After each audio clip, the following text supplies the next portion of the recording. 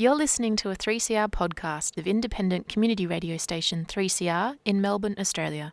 Radio MMT respectfully acknowledges the traditional custodians of the land from which we are broadcasting, the Wiradjuri people, and we are broadcasting to the Kulin Nations. Our focus is economics, that is, how stuff is produced and distributed. We recognise that for many tens of thousands of years, First Nations people's connection to country successfully embodied the world's oldest continuous economy, which was catastrophically disrupted by genocide and displacement. We acknowledge that we have much to learn to reshape our current extractive and exploitive system to achieve sustainable prosperity for everyone. Radio MMT. Economics for the rest of us with Anne and Kev. Radio MMT. Looking at the world through the lens of modern monetary theory. Radio MMT. Macroeconomics for a well-being economy. Macroeconomics? Isn't that incredibly boring? No, Kevin, it's incredibly interesting. It's all about who gets what and why. Who gets what and why? Okay, I'm in. RadioMMT@gmail.com.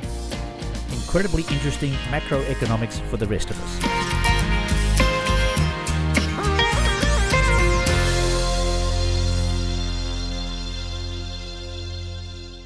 And you are with Radio MMT here on 3CR Community Radio, and I am Anne, your host. And dear listener, Kev is coming in from distant places. How are you doing, Kev? Anne, I'm well. I'm still here in Taree. I haven't moved. I'm staying in the one place, Taree, which is north of Newcastle. It's called the Mid-Coast. It's in the Goldilocks zone where it's not too hot, not too cold. That's what they reckon. I just can see you in your Goldilocks van. Yeah. I'm sitting with the door open, shorts and a T-shirt, looking at gum trees, and it's all very pleasant. Well, I won't get too jealous because you are going to be missing out on pub night tonight, Kev. Yeah, that's actually, if there's one thing I can say, since I've been in Taree, I haven't been out at night once since I've been here. There's no nightlife. There's no band.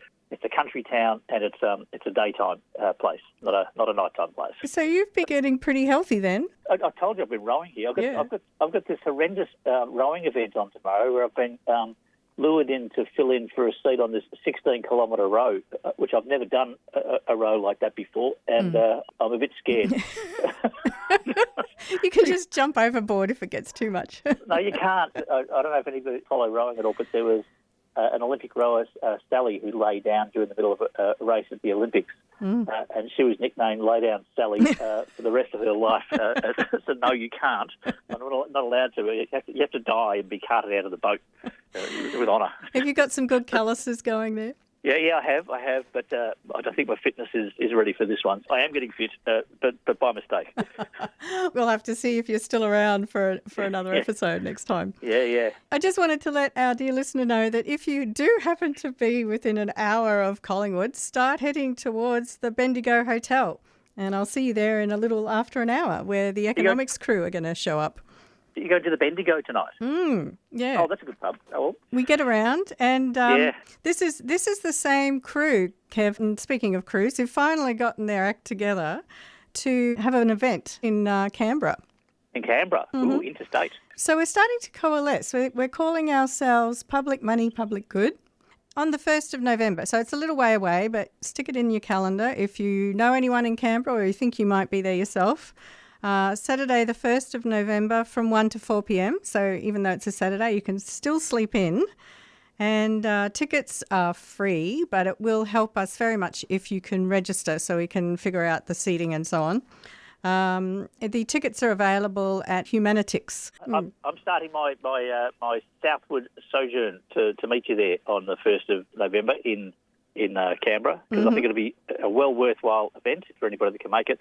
And, of course, we've got to try and connect with some of the Canberra people of position and influence to alert them to the way the world really works, which is a bit sad when the people who are controlling the money don't really know what they're doing. Sometimes I think they do, and I think, well, our purpose is to say we know that you know that we know.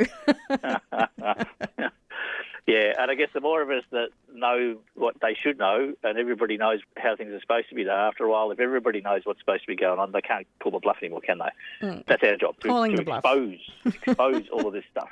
And we know they could be spending the money. Yep. Yeah, well, speaking of events, this episode we're going to go back to a previous event that was held recently in Melbourne, a forum that was called A New Economic Vision, which was held at Victorian Trades Hall on the 15th of August. So today we're going to hear from the final two speakers, and that would be Emma Dawson of the Chifley Institute and economist Bill Mitchell, who, of course, is the founder of the kind of economics that you and I like to talk about. He's the guru of MMT, the man who knows too much. And both of them began by giving some historical context to the current situation of continued mass unemployment in Australia. So, of course, mass unemployment puts hundreds of thousands of Australians into poverty.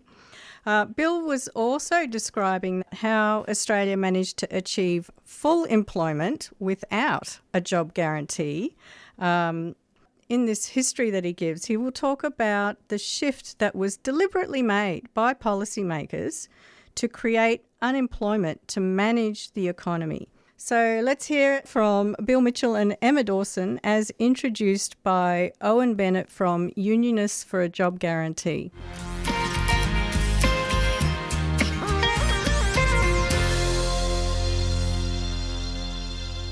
Welcome to Victorian Trades Hall, the heart of the labour movement in Victoria for over 150 years. My name is Owen and I'm a co-founder of Unionists for a Job Guarantee. I'll be your MC for today's event, a new economic vision for the labour movement. We gather here at a pivotal moment. This month marks 5 decades since the end of post-war full employment. Today we reflect on what that loss has meant and how we can once again put full employment at the centre of our social contract. Unionists for a Job Guarantee was formed by rank-and-file trade unionists committed to the idea that everyone who wants to work should have the right to a good union job with fair pay, security and dignity. A publicly funded, locally administered job guarantee would not only end involuntary unemployment, it would empower workers, lift wages and strengthen our bargaining power across the labour market. A union job guarantee, to quote the great labour economist Pavlina Chernova, is about looking after those who are the first to be fired during the hard times and the last to be hired during the good times. A job guarantee is a voluntary public employment program that provides work opportunities with living wages and benefits to anyone who is willing and able to work. Unemployment has always been used as a policy tool by the bosses to undermine trade unions, undermine wages and undermine workers. And this was starkly illustrated by some comments by property developer Tim Gurner at a business summit 2 years ago. He said, people decided they didn't really want to work so much anymore through COVID, and that has had a massive issue on productivity. Tradies have definitely pulled back on productivity. They have been paid a lot to do not too much in the last few years, and we need to see that change. We need to see unemployment rise. Unemployment has to jump 40-50% in my view. We need to see pain in the economy. We need to remind people that they work for the employer, not the other way around. There's been a systematic change where employees feel the employer is extremely lucky to have them, as opposed to the other way around. It's a dynamic that has to change. We've got to... He continued, "We've got to kill that attitude, and that has to come through hurting the economy. Governments around the world are trying to increase unemployment to get that to some sort of normality. We're starting to see less arrogance in the employment market, and that has to continue." Tim just said the quiet bit out loud. Tim just said what has been said for years around every corporate boardroom in Australia. The fight for a union job guarantee is not just about unemployment, as central as that fight is. It is about the fight for the fundamental bargaining power of workers and their trade unions. We hope that you'll join us in that fight.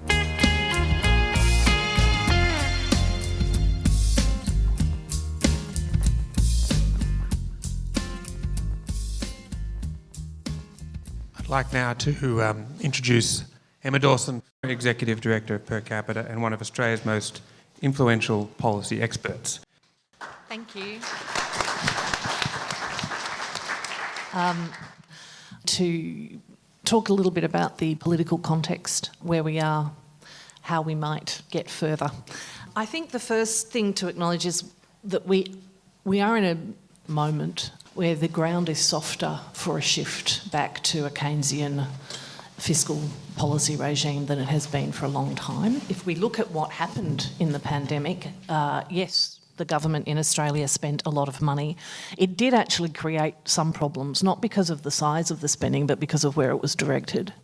And so we have run into real resource constraints in the construction industry, for example, because of them pumping unregulated money into kitchen renovations, basically. And I know a lot of people have said, well, since that inflation crisis, haven't modern monetary theorists shut up? Actually, what it demonstrated was it was real resource constraints that are the problem. And obviously what they should have done was build a hell of a lot more public housing, but that ship sailed. But what we have seen in the last couple of years has been some move back towards at least a recognition of the fundamental importance of a job. And there is a recognition that a job isn't something that you are lucky to have or get only through your own merit. It is the fundamental means by which we distribute wealth in a capitalist society. And if we undermine employment, if we take opportunities away, or if we treat employment as something that is a privilege rather than a right within this system, then the system crumbles, and that's what we're starting to see. For every percentage point that the unemployment rate goes up, that the Reserve Bank thinks it needs to, that's 100,000 households out of work. So keeping those people employed is critical. We did actually manage to defeat really high inflation. It got as high as 7.2% at one point, without getting unemployment over 5%, which is what originally a lot of conservative and neoconservative economists were saying was the NAIRU. Of course, you can only ever observe the NAIRU in hindsight. You never really know what it's going to be. We didn't get anywhere near the kind of 5% that people were saying was necessary to bring inflation down. The review of the Reserve Bank and the changes to the Reserve Bank were good, didn't go far enough in my view, but that insistence on maintaining full employment, even that language being used again, is a shift from where we were 5 years ago, let alone 10 years ago and in the 90s. Milton Friedman obviously said that, you know, when there's a crisis, people pick up the ideas that are lying around. And the idea of monetarism and inflation management and neoliberal economics, it didn't emerge in the 1970s. It had been developed and nurtured by that stage for 30 or 40 years through the Mont Pelerin Society and the Chicago School of Economics. Even Paul Keating said this a couple of years ago, it has hit its limits. It has nothing to offer the economy today. So the tools that we're told work through the neoliberal project don't work. They never did. Young people have done everything right under the neoliberal paradigm. They've got the education, they've got the skills, they've gone out and got the job, but the job doesn't come with any security, and it doesn't pay enough for them to even rent a secure home. That is a broken social contract. Younger people are alive to this. They are understanding the issues much more than my generation did, and that sensibility is returning to our economic debate. So I'm hopeful, as I always have been.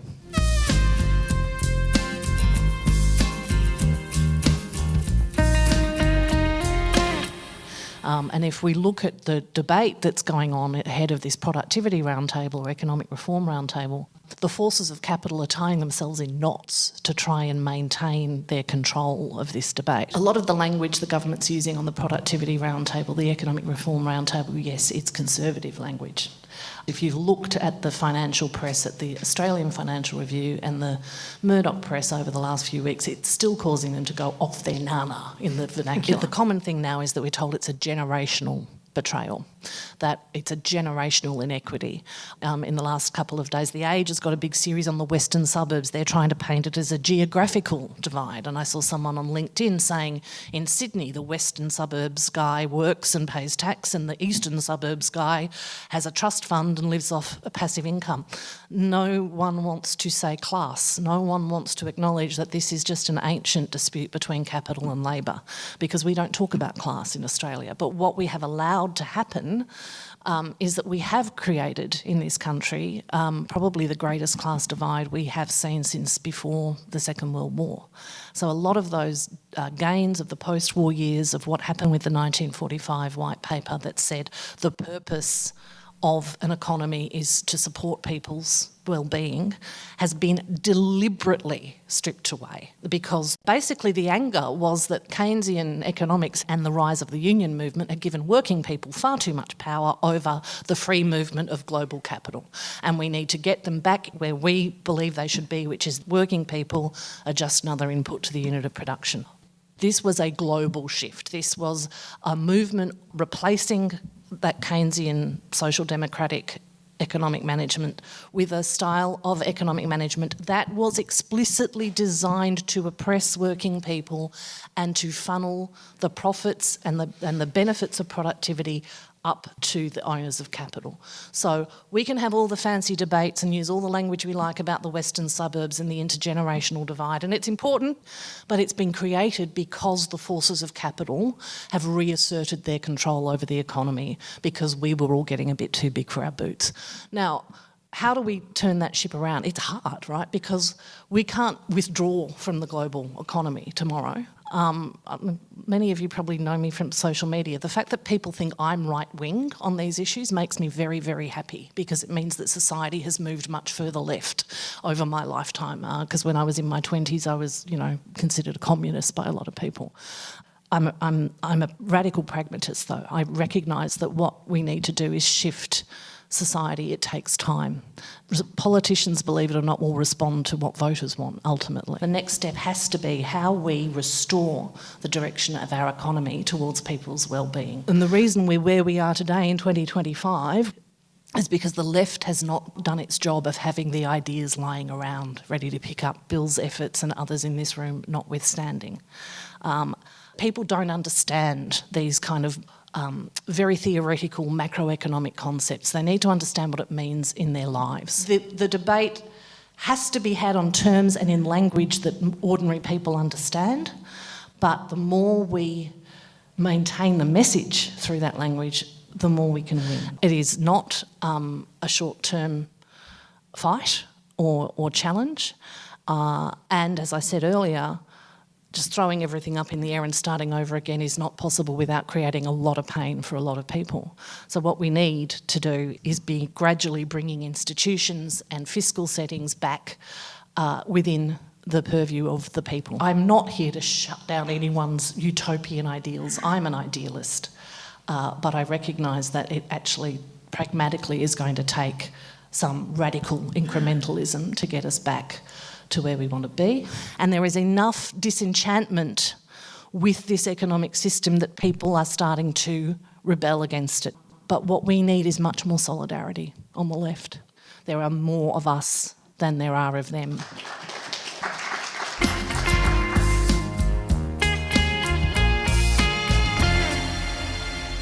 Professor Bill Mitchell is Professor Emeritus in Economics at the University of Newcastle, Director of the Centre for Full Employment and Equity, and a world-leading economist on full employment and job guarantee.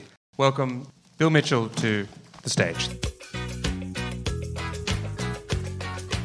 And what a wonderful place to be in the glorious traditions of the trade union movement. We used to come here, when I was a student at Monash University, we used to come here, and Melbourne University, here after demos, and it was a really good time for working class politics, and we're losing that, I think, unfortunately.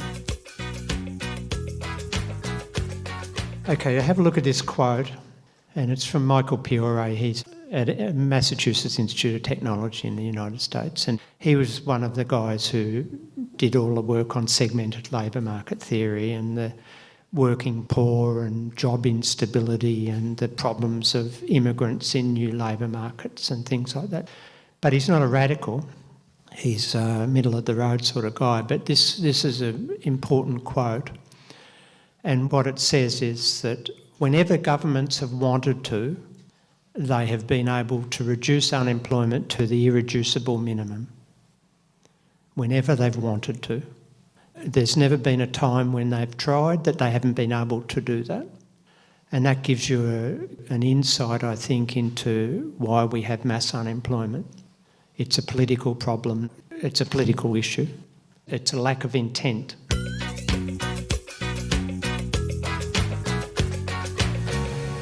This is just a very brief history.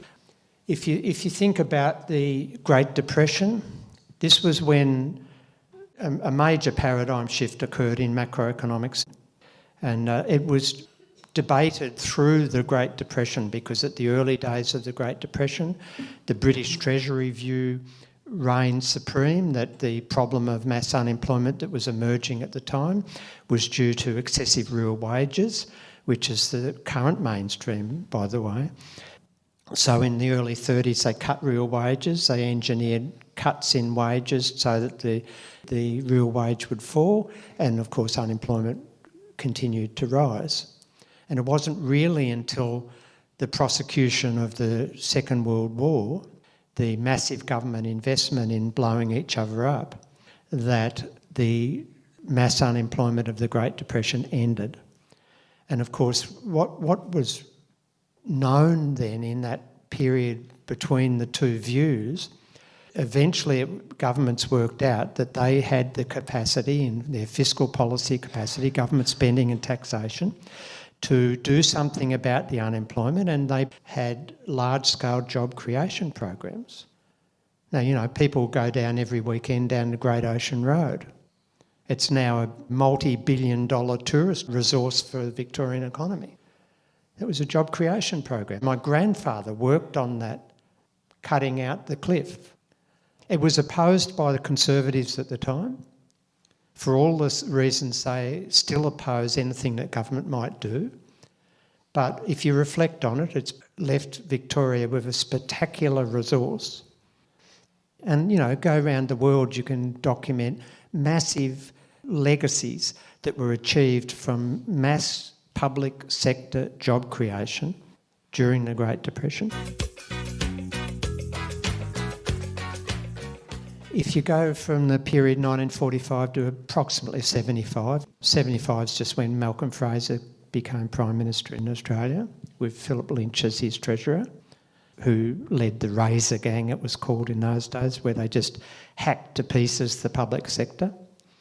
If you go through this period, approximately 3-decade period, there was what I call an implicit guarantee of jobs within the public sector. And that was the only reason we had true full employment during that period. The private sector didn't employ everybody to create that below 2% unemployment. The standard public sector didn't do it. It was this buffer of jobs that would fluctuate. Where were they? Well, when I was a young character, as a musician and student in Melbourne, I could always go down Spencer Street rail yards. And you lined up at 7 o'clock and the timekeeper would come out and give you a number and you'd go and load goods trucks. And in that cohort, there were people who had just got out of Pentridge. There were people who had mental illnesses who couldn't possibly sustain jobs elsewhere. There were people like me who were never going to stay as a goods loader in the rail trucks, but it was incredibly important to me to get a job whenever I needed a bit of money. And moreover, before Keating hacked into the local government employment through the so-called national competitive policies, which really just handed public money to profit-seeking private corporations, you could always get a job at the council yards, in the gardens, on the rubbish trucks, all over the place. So, I lived out in the eastern suburbs and you could always go up to the City of Waverley depot and get a job. That was it wasn't explicit public policy, but it was implicit guarantee to full employment. And all through the ministries, the big infrastructure ministries, housing, roads, you were able to get jobs just like that, bang. If we go to the 70s, there were a number of schemes that Whitlam brought in. One of them was the RED scheme, 1974. That employed something like 85,000 people in a very short time. And, you know, the Conservatives criticised that relentlessly, but what did it do? I got employed on REDs with a whole stack of other surfing bums. And what did we do? We saved all of those sand dunes from Barwon Heads right down to Torquay, planting the grasses under the RED scheme. If you go down there now, the sand dunes are beautiful. And I could give you plenty more other examples of what the RED scheme did. Public sector job creation, leaving legacies for the state. Of course, that was scrapped by Fraser, and he brought in, you know, wage subsidies. What a joke.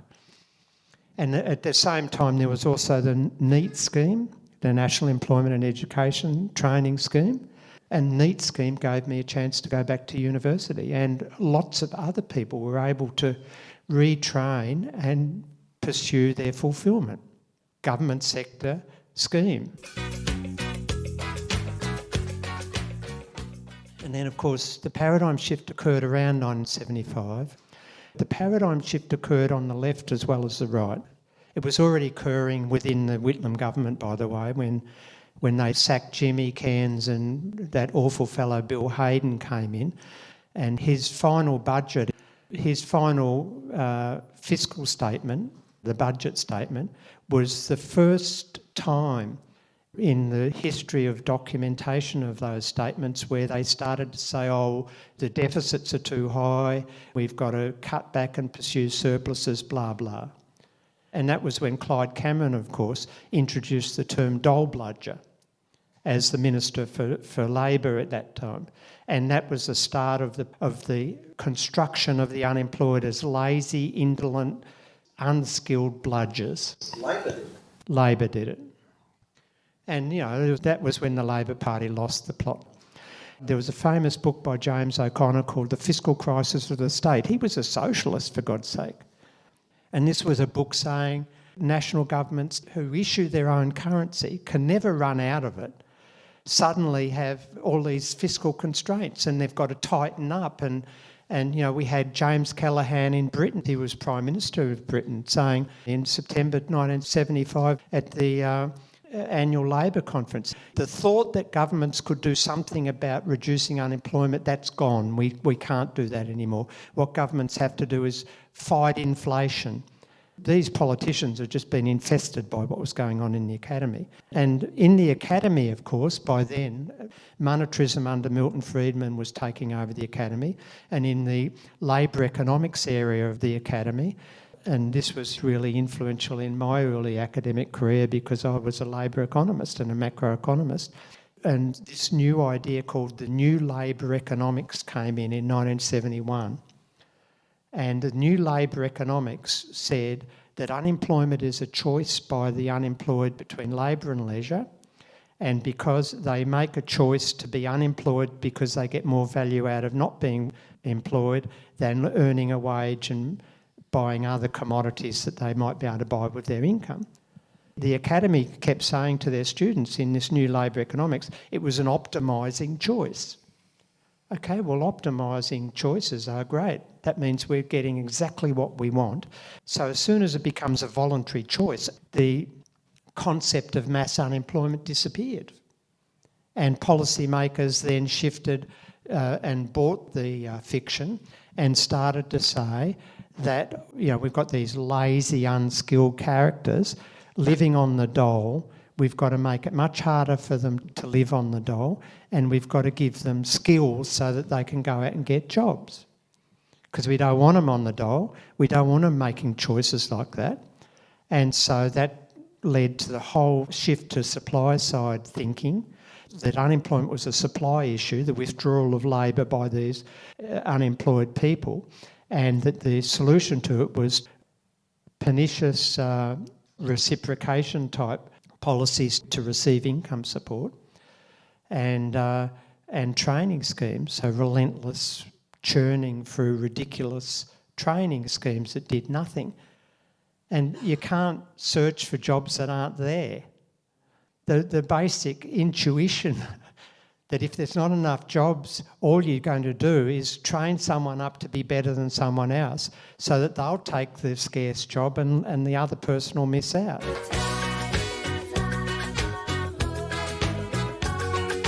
And during this period, we killed off manufacturing, which is another story, and we invented a new industry, and that doesn't appear in the ANZIC code, but it's a new industry called the unemployment industry. And we created a whole lot of parasitical private organisations, which used to be called the Job Network, and the whole system is just a corrupt system that does nothing for the unemployed.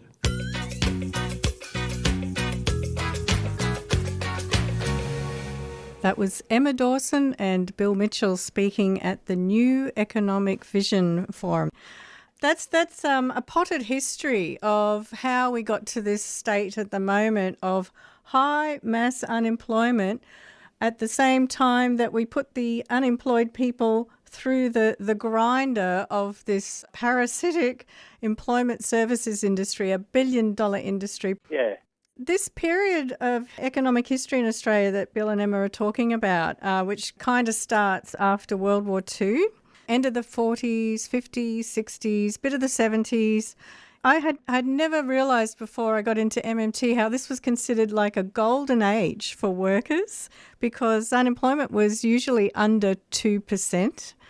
And when unemployment's under 2%, that means you've got what's called frictional unemployment, which just means people between jobs. Just people, they're still looking for work, but... Or they might have just finished school or uni, or they might have moved towns. They might have moved to Taree, Kev. They might have moved to Taree, etc. Yeah. It's interesting, the framing of it, because you and I are from that era. I remember the 60s and the 70s. And when you're raised in that environment, you don't know anything different. You think that that's just how it is. And I guess this is the thing as we get older, is I'm looking at my kids and the next generation after that, and it's a different world.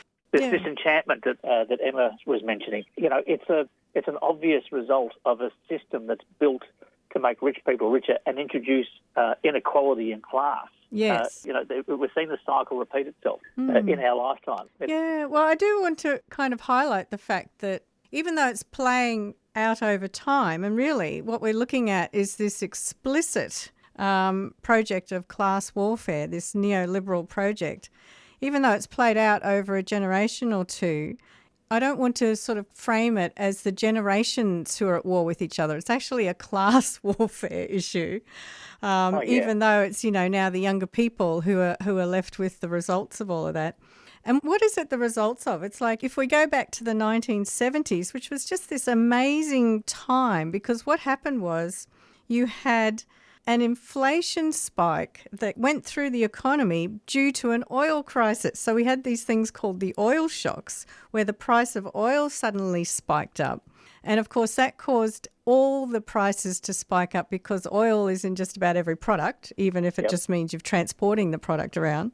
Yep. And so following that oil shock, we had another kind of inflation that the economists call a wage price spiral. So that was basically capital and the workers duking it out to see who was going to bear the cost of this oil shock. So the businesses would put up their prices saying, well, our costs have gone up. And then the workers would want to say, well, we need to increase our wages because our cost of living has gone up. And that would spiral. And so that gave the neoliberal economists, people like Milton Friedman, a chance to jump in and go, okay, we're going to blame the workers for this inflation and we're going to blame government spending. This is the constant theme with the neoliberals is they miss the first step. They miss the story of money creation. They think that money is a creation of the private sector and not the government. They see a disruption in the economy caused by an oil shock and they blame the response, not the cause. It's a constant way that they always get things arse about. They take the second step and you sort of think, maybe they're just maybe they just don't understand it properly. Listening to that whole spiel with Emma Dawson, etc., and Bill, you can see that these tools that they use, things like the NIRO and unemployment, they frame them as economic policies, but it is making the worker submit. It's a power play. Exactly. They're trying to control the class below them, the worker, who they regard as their tool, as their instrument to make them more profitable, keep them in their place. And they don't want anything that's going to disrupt that power imbalance, that class system. Yeah, I was thinking about those tools that Emma didn't mention specifically, but aside from deliberate mass unemployment, they also use the raising of interest rates to slow down spending. So, of course, that punishes mortgage holders, which is your average household. It punishes businesses. And we have to repeat that it's people with loans who then have to pay money to banks who then share that money with people who are rich, because people with savings earning interest, and there's people with bank shares that receive the dividend of these higher interest rates. Yeah. That is the transfer of wealth, and it kind of is generational because there's generally younger people that have loans and older people that don't, but that's not because of their age, it just happens to be the statistics around it. We do hit the younger people because one of the other tools of neoliberalism is to take a user pays approach to education. So they're hitting young people with all these high university fees and college fees. And of course, there's the turning housing from a home into an investment vehicle through policies like capital gains and negative gearing. So yes, unfortunately, back in the 70s, that was the fork in the road, Kevin, because the Keynesian economists were pretty much running that golden age for us. And then when we had this stagflation in the 70s, where both unemployment and inflation went up, the Keynesians didn't have an answer for how you deal with it. So that's where the monetarists stepped in, and we got this neoliberal program. But of course, the good news is that the MMT economists do know the answer to how you deal with stagflation. And Bill Mitchell will continue to talk about the job guarantee.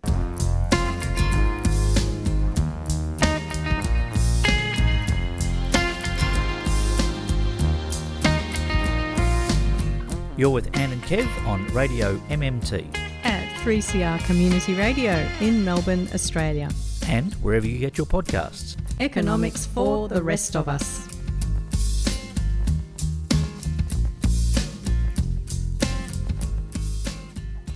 Unemployment had started to rise after the first of the OPEC oil shocks in October 73. And I understood that inflation was very high. And all of the economics profession was saying, OK, what you've got to do is push up unemployment. Because by then we had a concept called the non-accelerating inflation rate of unemployment, the Nehru concept, which really came out of Milton Friedman's natural rate of unemployment, but it was just refined by Modigliani and Papademos in 1975. And this was a concept that said that there is some unemployment rate that stabilises inflation, and that if there's accelerating inflation, it must mean the unemployment rate's too low, and the responsibility of governments is to push the unemployment rate up. Now, we're talking late 70s here, but don't think that concept's gone away. Just think about our glorious Reserve Bank of Australia, who still believe in this idea, and they've been relentlessly trying to push the unemployment rate up to discipline the inflation process. Now, I did my PhD on all this stuff, and it's just a total shonk, I can tell you. Ask yourself I'm diverting for 1 second, ask yourself, why is the RBA, their current interest rate is by their own definition still contractionary? In other words, it's still dampening aggregate spending. In other words, they want the unemployment rate to rise further. Why are they still doing that? Why are they doing that when retail sales are starting to collapse? Unemployment rate has risen about 1% in the last year. GDP growth is at ridiculously low levels. Why is the major policy institution still trying to contract further, even though inflation peaked in December 2022 and has been falling ever since and is now at the bottom end of their targeting range? They've gone feral, and they should all be sacked.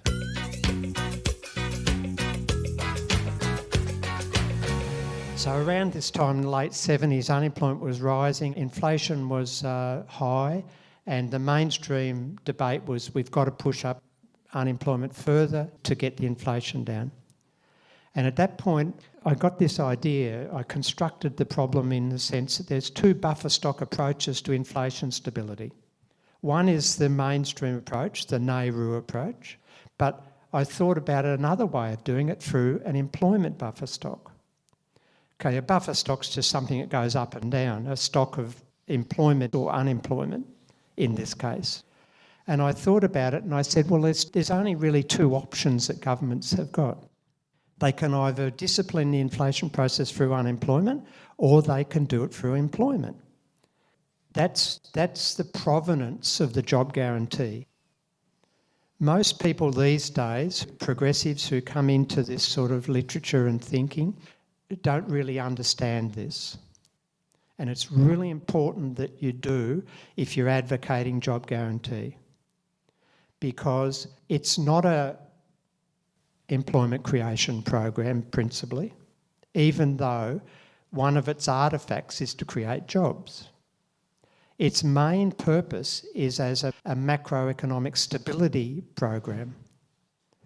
The logic is this, that if you've got inflation occurring through excessive spending, not through price gouging from corporations or otherwise, but one situation, if you've got excessive spending in the economy, running up against the supply capacity of the economy, so the supply capacity can't respond to the increased nominal spending through output.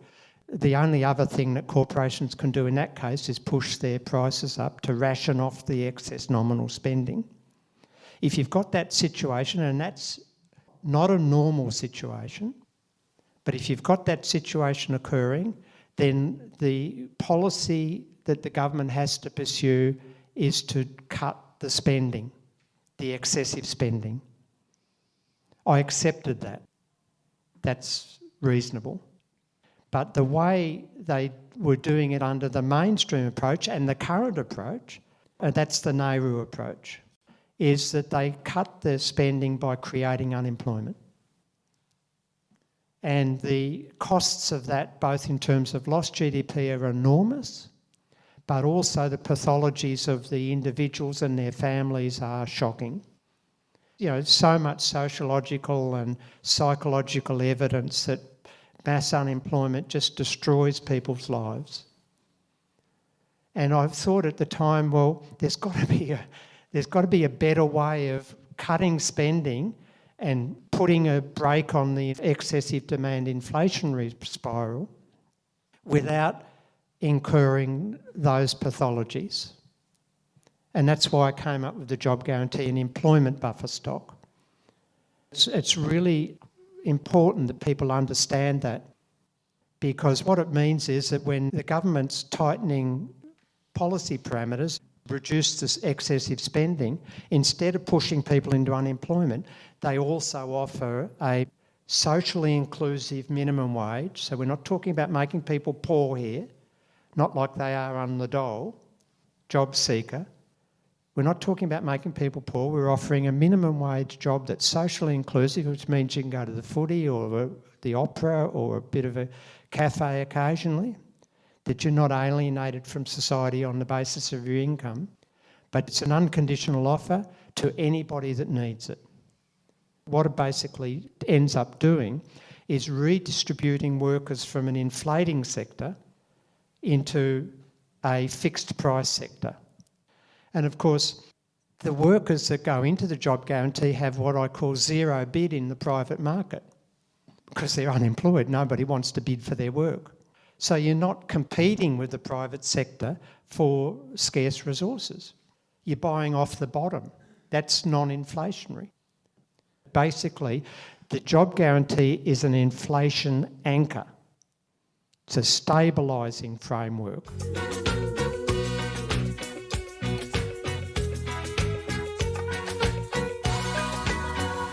And we've done a lot of work over the years at my research group in Newcastle, and we've done work on selective groups like youth with psychosis and unskilled workers and all sorts of different cohorts, and they can all get a job in the job guarantee.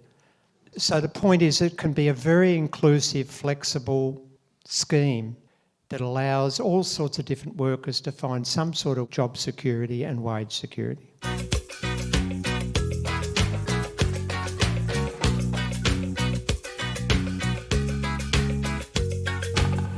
It allows us to have a debate about what constitutes meaningful work. Because at the moment, you say job creation, the critics say, oh, it's just painting rocks. And, I used to wonder, and with no disrespect, why we don't think of all those workers who sell cheap imported plastics in Kmart as doing nothing. And I'm not criticising the workers. But the point is that what the job guarantee allows us to do is redefine what we mean by productive contribution to society. And one of the examples I use is, well, why wouldn't we offer job guarantee jobs to the Newcastle surfers who go surfing, and mostly they're unemployed? What do you think they could do? What's a major problem in the Australian summer?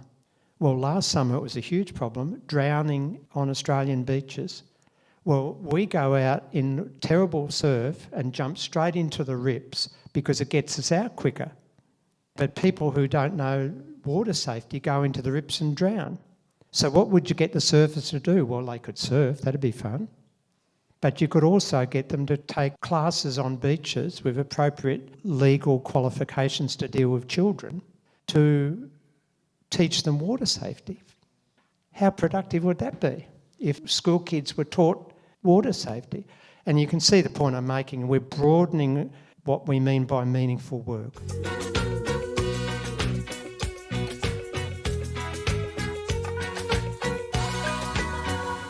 I've had a lot of resistance, obviously, over the years from trade unionists who think that I advocate creating a whole stack of minimum wage jobs and undermining the standard working conditions of workers that they've fought so hard for.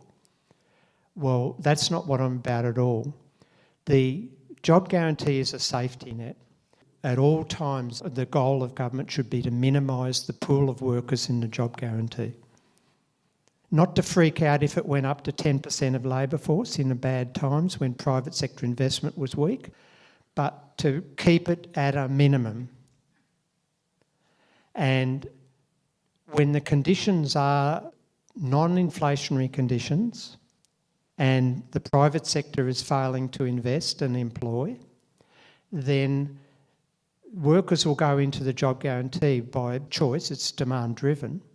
But that shouldn't be the goal of government. The government solution to that mass unemployment shouldn't be to rely on the job guarantee. The government solution in that more general case, when there's a downturn and recession because of private sector pessimism, is to employ people in the standard public sector on the normal wage structure. That should be the first objective of government when there's mass unemployment. But in the particular case when there's high inflation and you need to suppress aggregate spending, then the job guarantee is a perfect policy tool, and it should just be the basic minimum framework.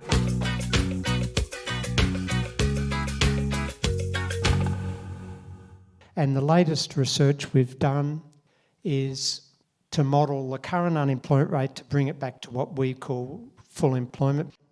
So that would require 386,000 jobs. And in our modelling, if the government brought in a job guarantee, it would immediately have to produce 315,000 jobs, because as they're offering these job guarantee jobs, the workers would be able to get a higher income and they'd go out and spend at their local supermarket, and the private sector would get a stimulus as well through what we call the spending multiplier. So you get 72,000 jobs. Now note that the only thing that, for me, that defines fiscal space, the space for governments to operate in, with their fiscal policy is the real resources that are available, not the debt to GDP and deficit to GDP. They're all just irrelevant statistics. The Australian government has infinity minus 1 cent nominal spending capacity, can spend whatever it likes whenever it wants. It's not to say that it should go wild, but what defines the limits are the real resource availability, not the dollars that... Because I'm sure you know by now how governments spend. The Treasury tells finance in Canberra to ring up the Reserve Bank. Reserve Bank then instructs some computer operator to type some numbers into the banking system. That's government spending. No taxation needed. There's no debt that needs to be issued. That's all smoke screens to satisfy conservative viewpoints. Anyway, the initial investment to reduce that employment response would be $32 billion. But by the time you reduce outlays on unemployment benefits, by the time you get increased taxes because wages are now being earned, by the time the corporate profits rise and indirect taxes, you end up with 24.8 net. That would be over a year. Now, if you think back to the pandemic, in 2 years, they spent a huge amount of money, and I supported all that. They should have spent more. That was my argument at the time. But 24 net billion is chicken feed, even if you're worried about the government having shortage of money. So it's a no-brainer. Thank you.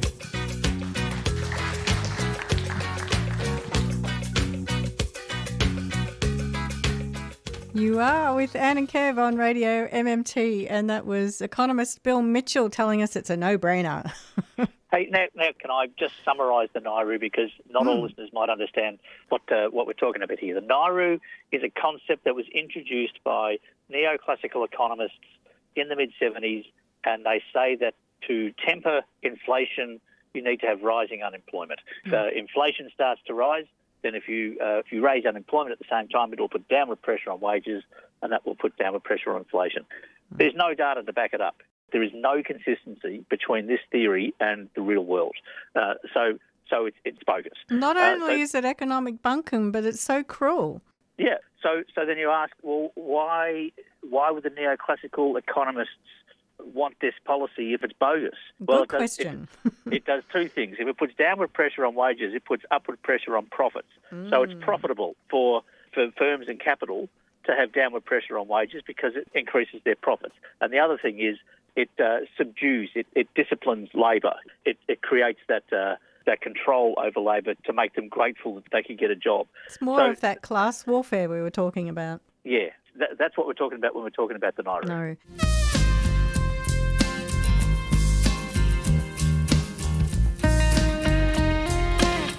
Now, I'd like to talk about one aspect of the job guarantee that most of us, I don't think, understand. I might be projecting here because it took me literally years to understand this, no matter how many times Bill was pointing it out as he did just then. And that is, what is this relationship between the job guarantee and inflation, which it is competing with the NAIRU about?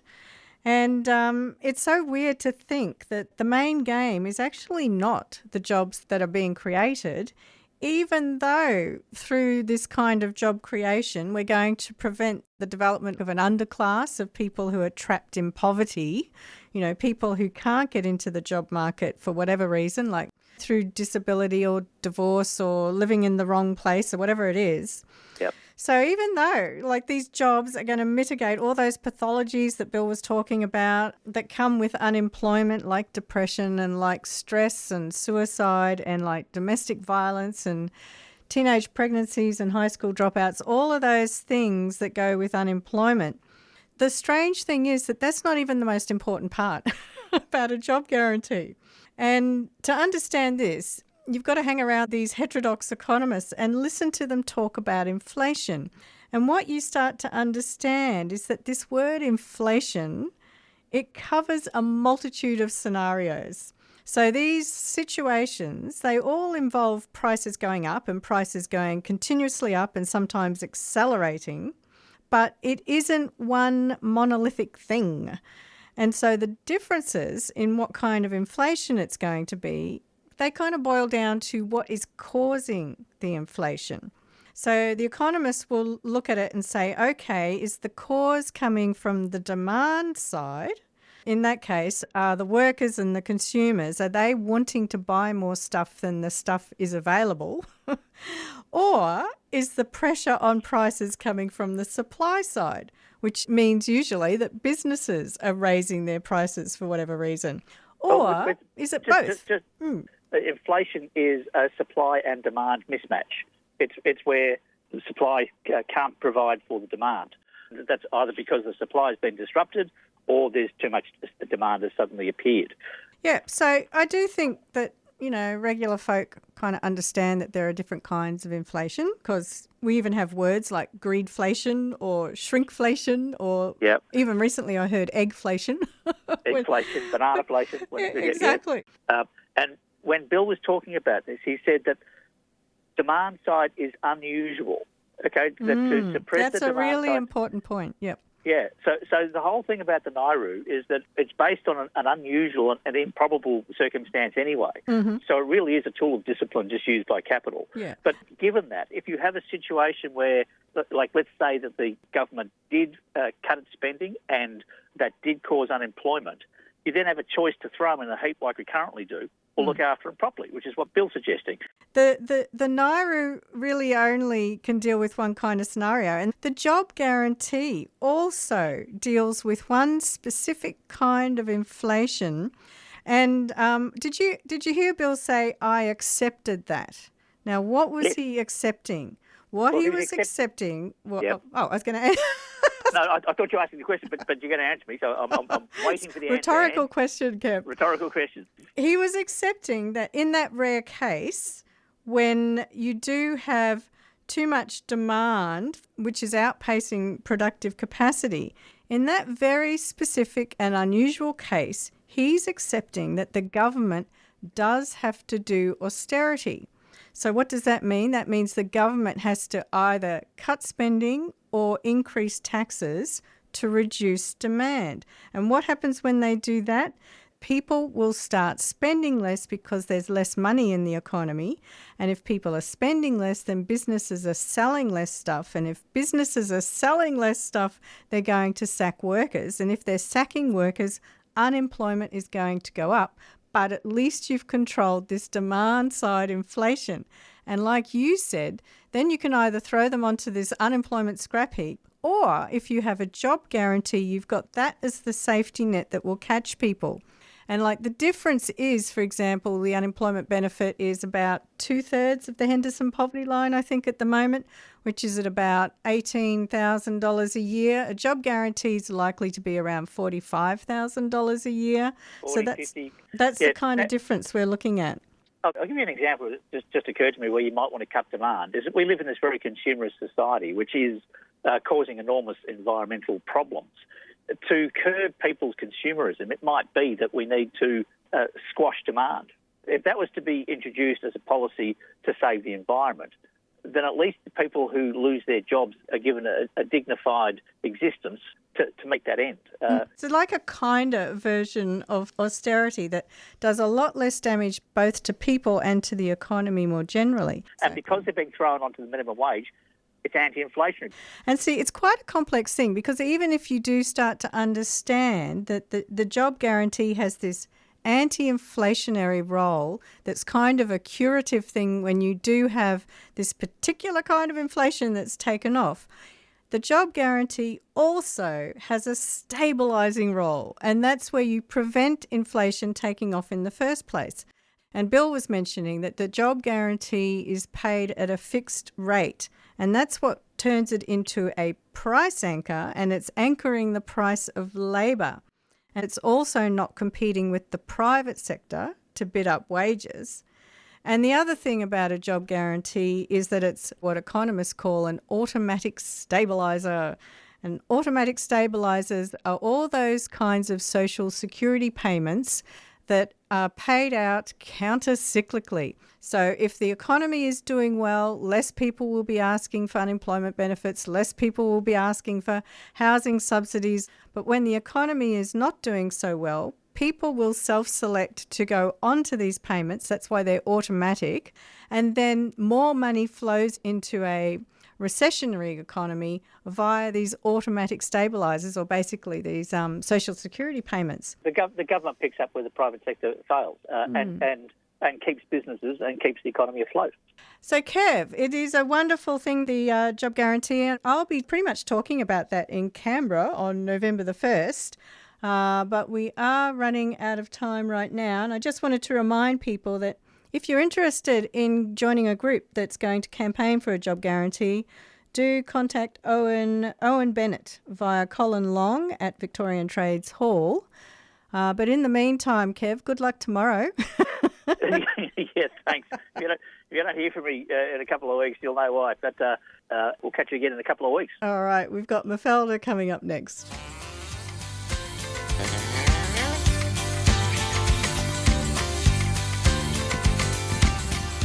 You've been listening to Radio MMT with Anne and Kev. We'd love your feedback. Email us on radioMMT@gmail.com or search Radio MMT on social media. Listen to this show anytime wherever you get your podcasts or on 3cr.org.au/Radio MMT. Support this show and the station by subscribing to 3cr.org.au and mention Radio MMT. We thank all our guests. And we thank economist Professor Bill Mitchell and his mmted.org, educating the masses on modern monetary theory. And thank you to our listeners for listening. And I thank you, Kevin. And I thank you, Anne. So what's planned for next week?